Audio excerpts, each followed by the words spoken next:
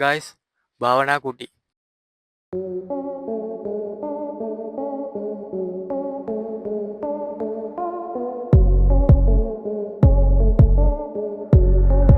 මම නම් හිතන්නේ සබරගම් පළාතේ කොහෙටම මෙහෙම මේ විදිහට පේනවා කියලා.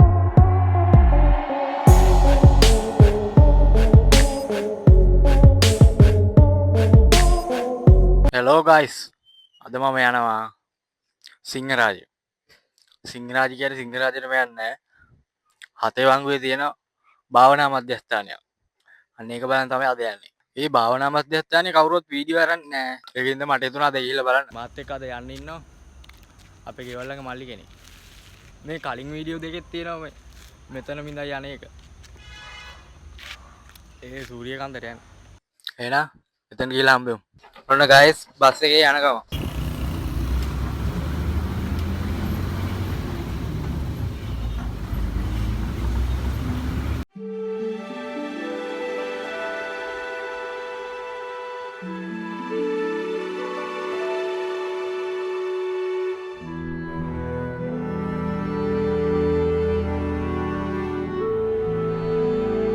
guys අපි බැස්සා හතේවංගුවට ටිකක් මෙහායි. දැන් බැහැලා එතන ටිකෙන් පයින් යනවා. යා.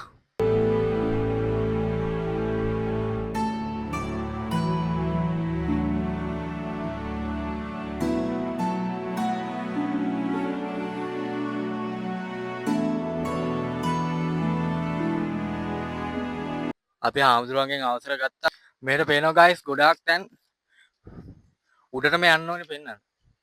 මම ගිහිල්ලා පෙන්නන්න.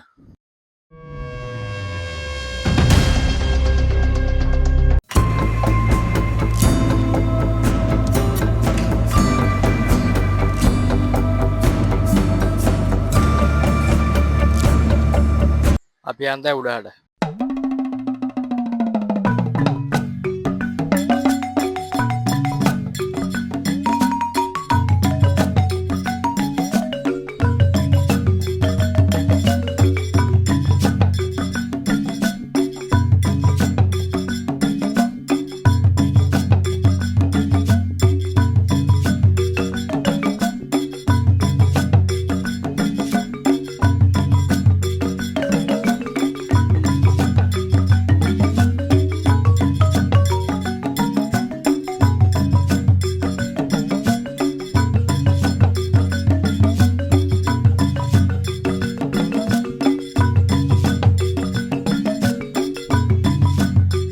මේ ඔයාලට පේන්නේ සක්මන් මළුව.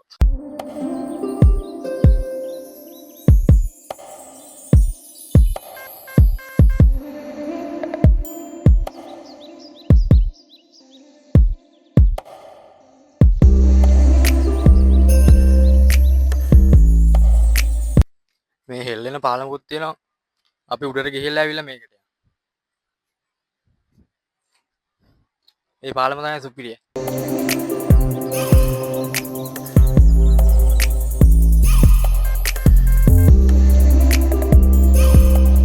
guys මේ තියෙන්නේ මේ භාවනා කුටි. මම පෙන්නන්න උඩට ගිහලා.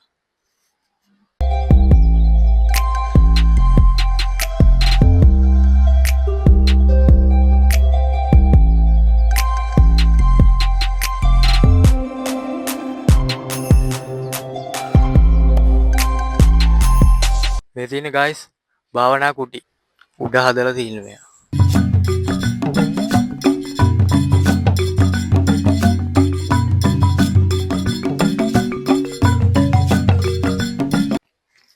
මේ භාවනා කුටි වලට අපි නිකන් උඩින් බලමු කියලා.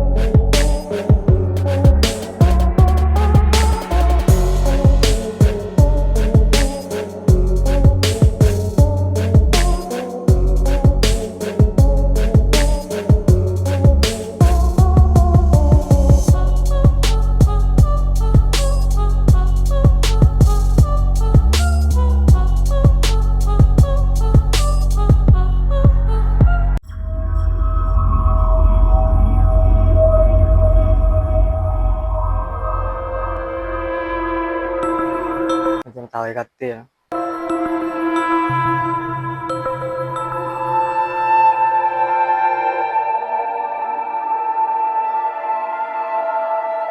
මෙතනින් එහාට නම් භාවනා කුටි නෑ. මෙතනින් එහා යන්නේ නෑ. මේ වගේ ඉතිහාසය ගැන අපි පොඩ්ඩක් හාමුදුරුවන්ගෙන් අහමු. මේ ලොකු හාමුදුරුවෝ නෑ. සාටි එකකින් එනවා කිව්වා. අපි එයාගෙන් අහලා දැනගමු. මේක ඉතිහාසය. ඒක Google එකෙත් එව්වා Google එකෙත් නෑ. මේ තියෙන ෆයිනස් කොල මොකෝ ගෙඩියකුත් පෙන්නන්න. මේ තියෙන ෆයිනස් ගෙඩි.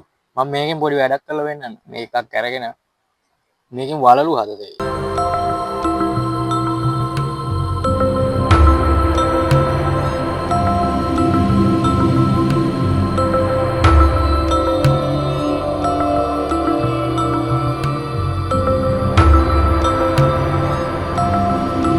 දැන් මේ වගේම කොලයක් කරලා ආයි මෙතනින් තියලා මේ විදිහට ගියාගෙන යනවා.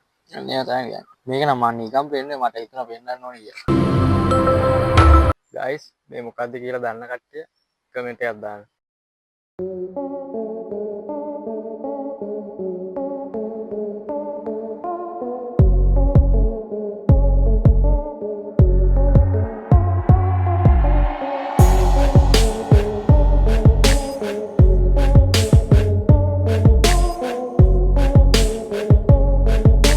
මේ පේන view එක නම් මම නම් හිතන්නේ සබරගම් පළාතේ කොහෙටම මෙහෙම මේ විදිහට පේනවා කියලා.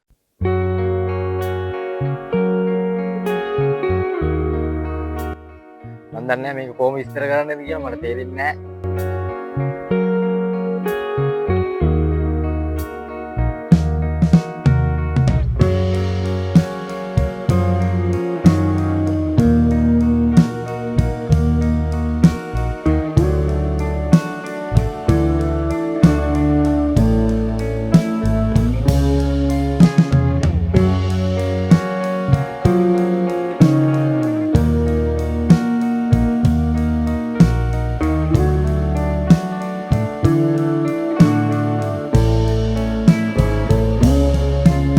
වැඩේ කියන්නේ මේවයි විස්තර Google එකේවත් දාලා නැහැ.